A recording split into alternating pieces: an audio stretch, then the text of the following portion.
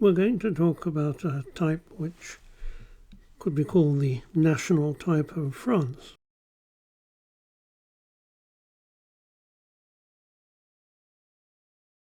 And in fact, it was the subject of an exhibition in 2002 that I was quite involved in. So much of what I'm going to say can be found in this particular book, which is produced by the Printing Museum in the city of Lyon in France. What was the Royal Printing Office, the Imprimerie Royale, which has become Imprimerie Nationale? Well, it was an idea of a prominent figure in France in the middle of the 17th century, Richelieu. Not a pleasant face, not a pleasant person, but powerful enough to set up this national printing office. And the first book produced there was this Imitatio Christi of 1640, which is a very fine piece of printing. The types are all 16th century. Here is the text set in a 40-point cut by Claude Garamond, and as I've noted here, the italic characters on the same body used for headings are by Robert Grandjean. Here's a detail of it. Where did the type come from? We don't really know, but it's very likely that it was bought as new type from one of the big type foundries in France, probably the foundry of Le Bay. But it could equally have been another foundry in Paris, which was run by a family called Lamel. And if I mention it, it's because this same type, cast from matrices from the same punches, is in this specimen. And it's one that you can find online. And indeed, there's quite a good printed facsimile of it too.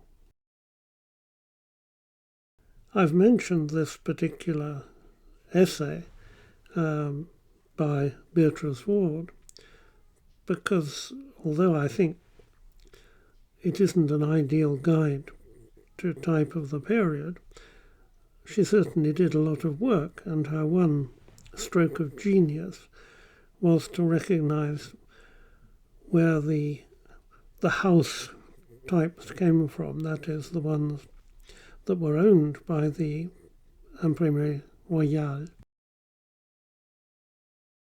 She spotted that the types for which they actually had matrices had been bought from this man Genon, who produced this specimen in 1621.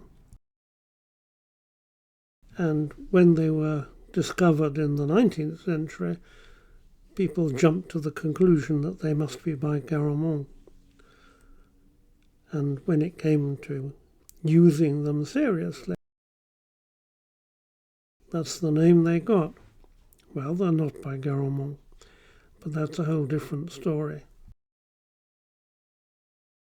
Here are some italic types of Genon, which actually the matrices for them did exist.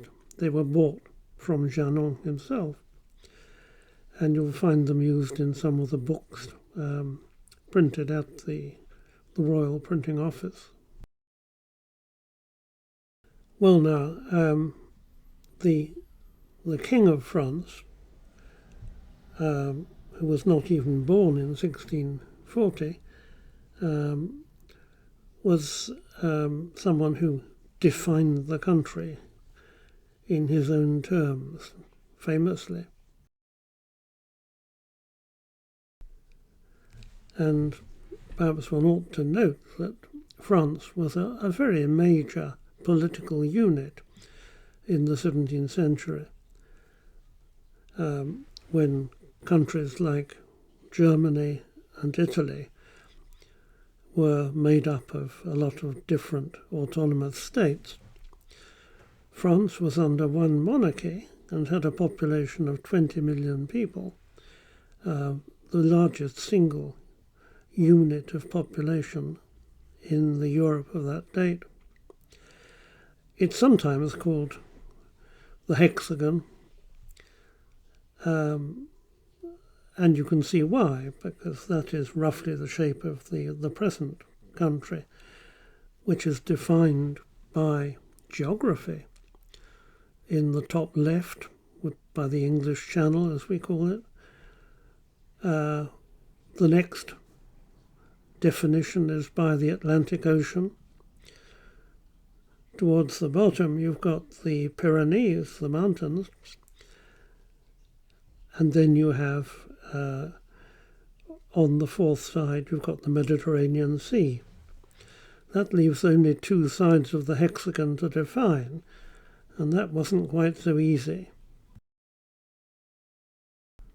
The right-hand side was more or less defined by the Alps, but more particularly by big rivers like the Rhine.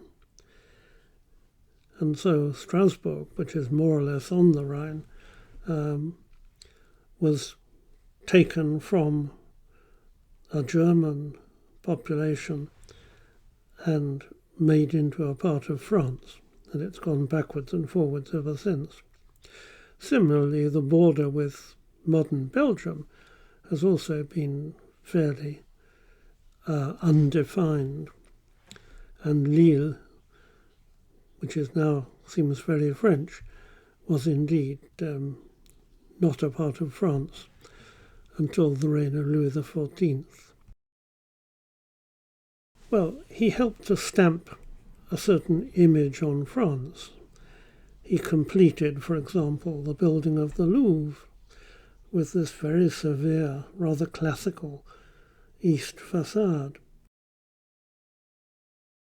He built a kind of the hospital for the wounded French troops. Again, a rather severe-looking building. And it carries a sculpture of the king, called here Louis the Great, Ludovicus Magnus. And, of course, his other great building was the Palace of Versailles, which was defined as a model for many other big buildings in Europe. That's a lavishly restored gateway to the palace. He was able to do much of this because he had someone who revolutionized the collecting of taxes, and that is Colbert. And it's to Colbert that we owe the idea of a kind of technical handbook, is what I have called it here, describing all the different machines and trades, because the Colbert particularly was rather concerned by the effectiveness of people from the Netherlands who knew how to build ships and sail them. And so the idea of this description of trades was established in the 1670s. It wasn't realized for another few decades, and the bit of it that was in fact written down and illustrated began with printing, how to make type, how to cast type, how to print, and bookbinding. It's a great project which went on during the 1690s, and two people are worth picking out of the people who were responsible. Truchet was a mathematician, and Jourjean was another member of the Academy of Sciences, who actually wrote it all down. So here we have the making of type in a drawing which was drawn up for this description. And much of the background, if you want it, is in this piece that I did.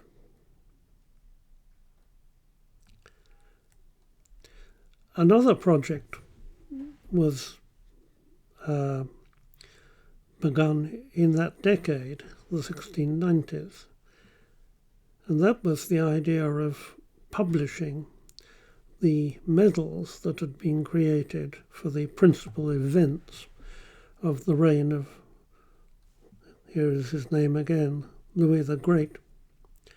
Well, that was 1702, which explains the date of that exhibition in Lyon. It's a big book, a very grand book too, and copies are often found in this rather special binding with the arms of France, the arms of the French king, on the front of it. A special type was made for this book, and that is the Roman type made for the king, the Romain du Roi. And it's known as a type because it's the very first example of a type for which preliminary images, engravings in this case, were made before the type was actually cut.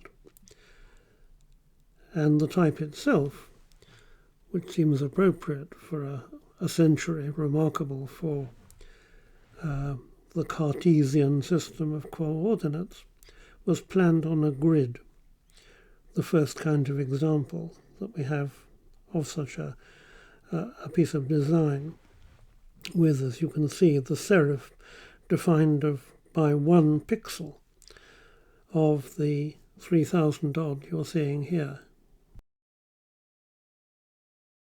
And similarly, the small letters were drawn on a grid which enabled, when it came to thinking of an italic, a way of simply sloping the grid. Well, it's a brilliant idea, and it wasn't in fact used for the type itself. But the type shows the influence of this rigid geometry.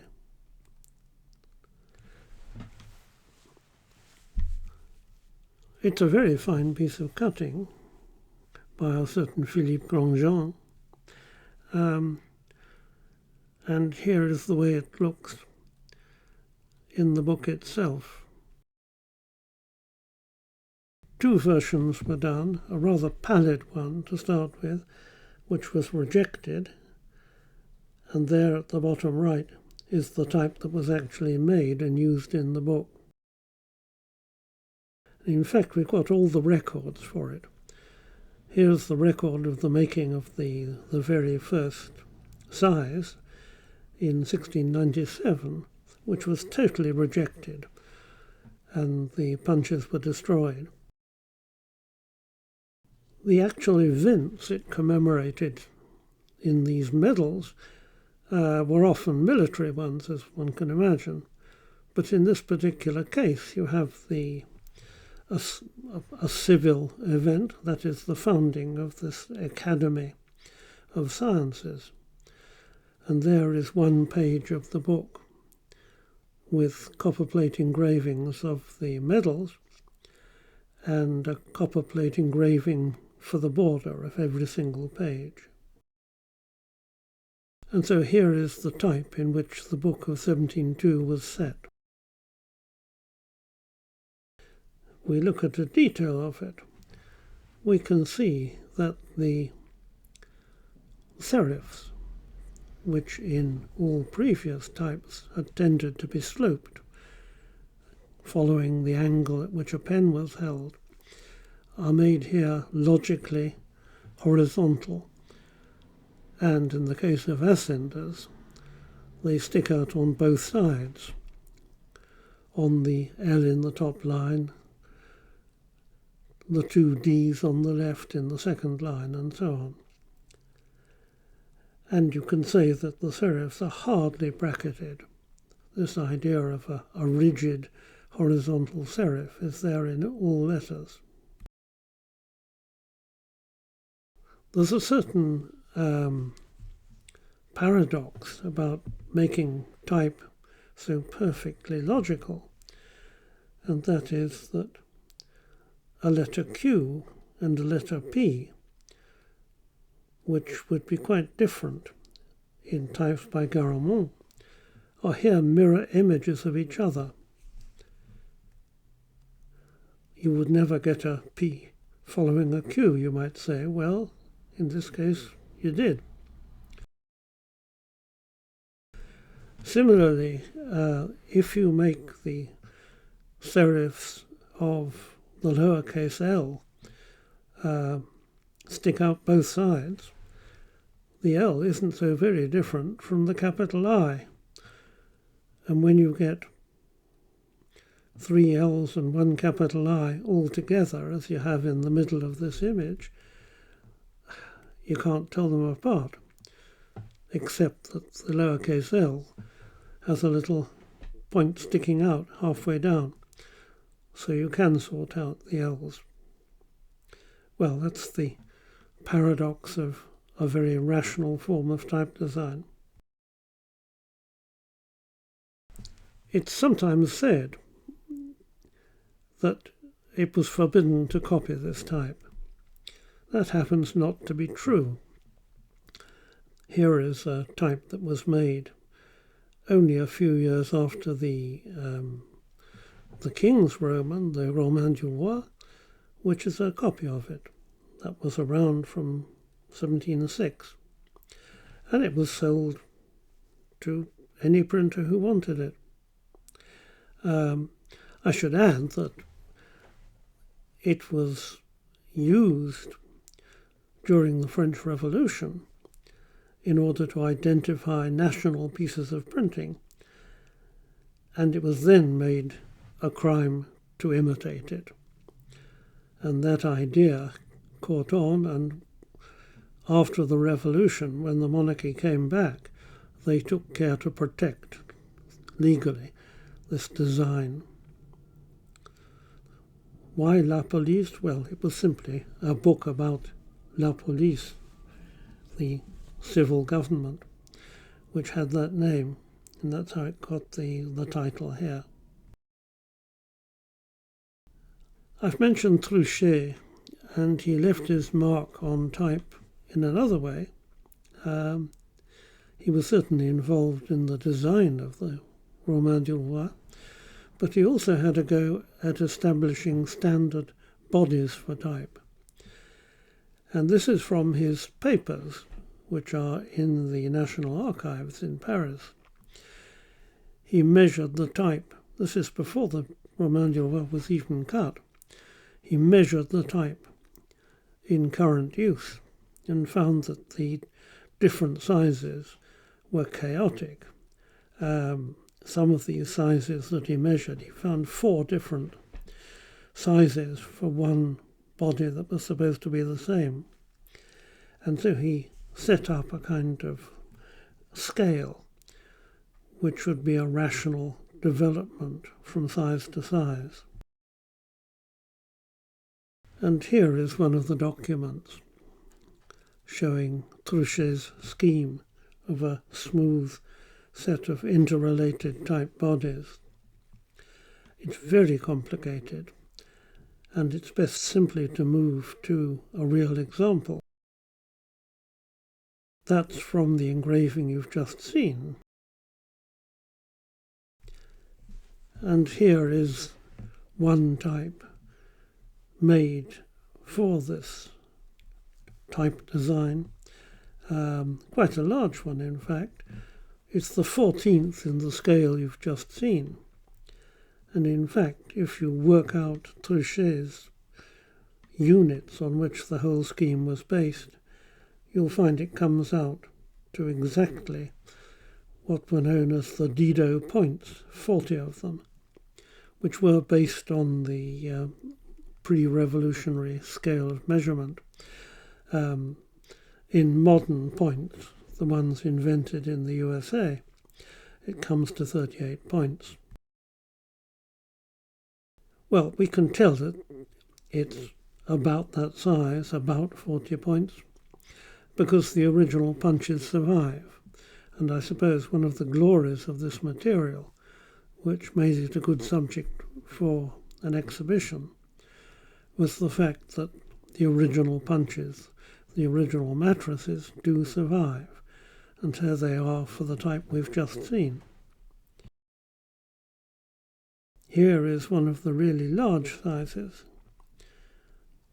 used for large-scale printing, like the title page of that Book of the Medals. And we've got the matrices that were made from those punches. So I'll leave you with an image of this material, the matrix on the left, and the type that can still be cast from it, as a reminder of a remarkable surviving set of type materials.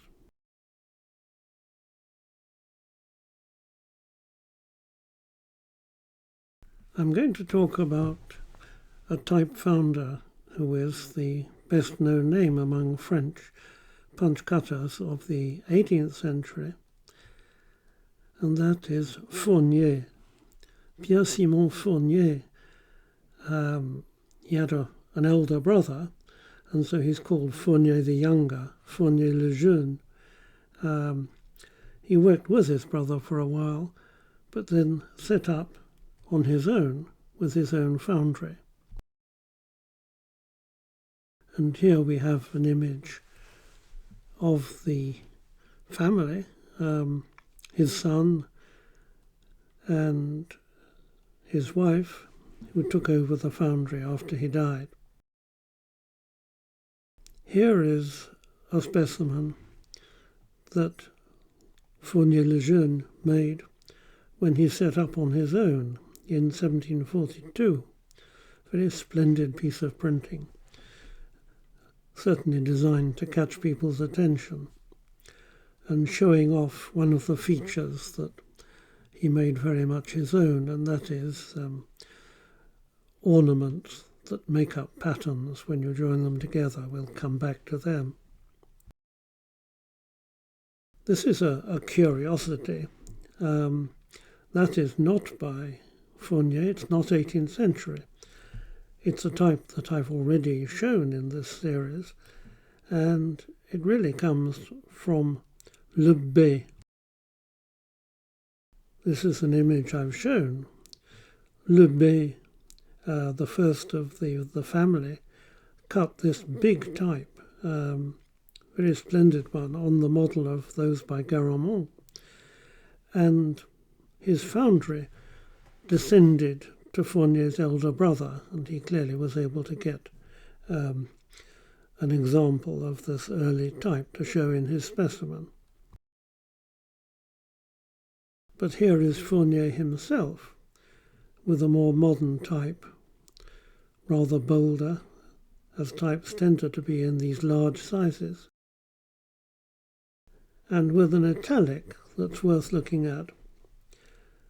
It has a kind of squareness that you don't get, for example, in other italics, which tend to have more flowing lines. If you look at the top of letters like I and N, they're almost Roman serifs. Well, this is a tradition that had grown up in France. Here, for example, is a printer, and maybe he made the types too, a man called Moreau, 100 years earlier, who had made a script type for printing books in. And it has just this sloped Roman style to it. I, N, M, U, all have a kind of Roman look to them. And we find that Fournier himself, Fournier le Jeune, was able to make script types, again with this slightly Romanized serif structure. One notices that though that the very pretty decorated capital letters belong to very much to the 18th century. I mentioned the flowers, the printed ornaments, which can be made up from all kinds of tiny units, which must have taken hours to set up, but they had one very great advantage, which we'll come to.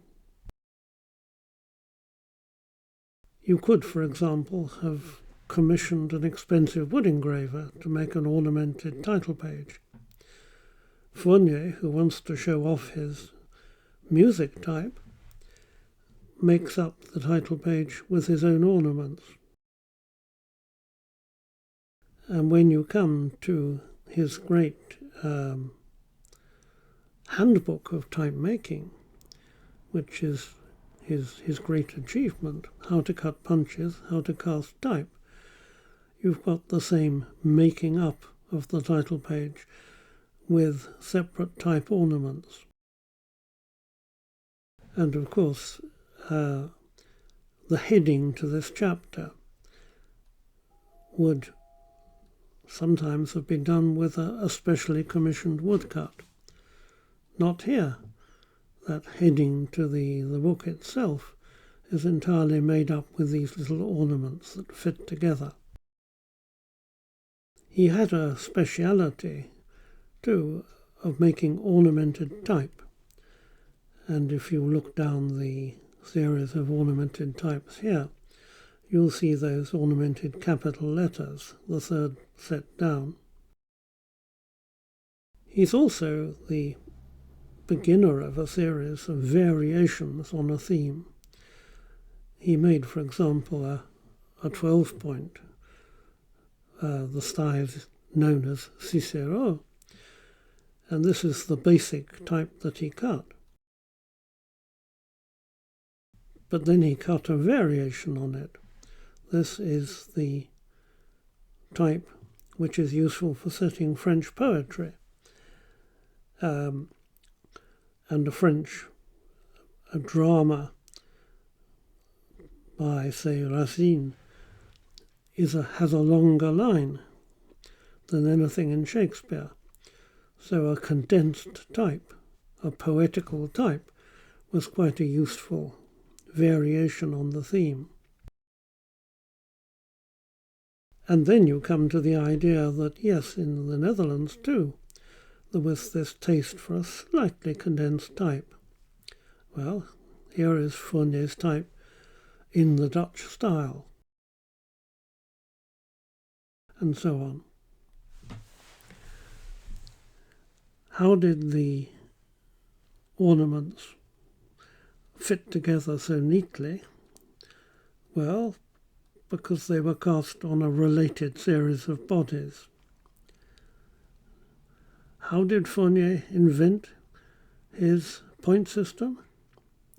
Well, of course, he lifted it from Truchet. Here is the first version of the Fournier point system, and it is made up of lignes, just like Truchet, which was 1/12 of an inch.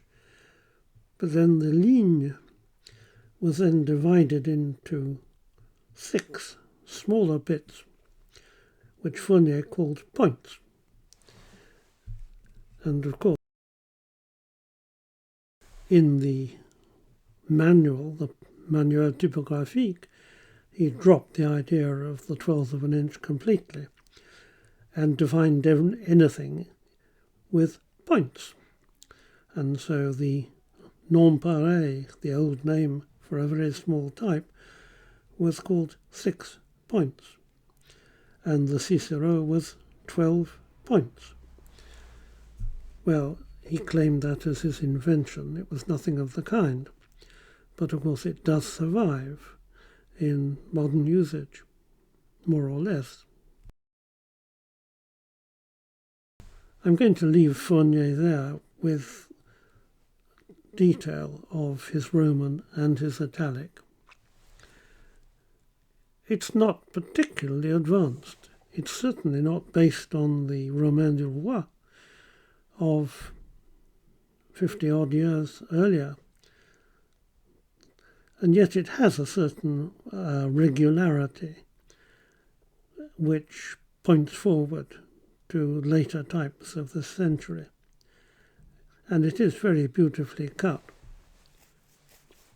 You might think, if you look at the third line, that if he's defined the type body, that he wouldn't have made his G overlap so that the type body, so that the bottom of it has to be rubbed away.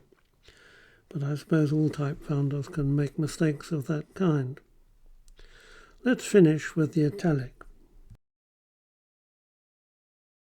It's best not to read what it actually says, but just look at it as characters. And here you have this Romanized form of serif on N and U and M that we've looked at before. And this is one aspect of French type design that would be passed on for quite some time, and we'll come back to it.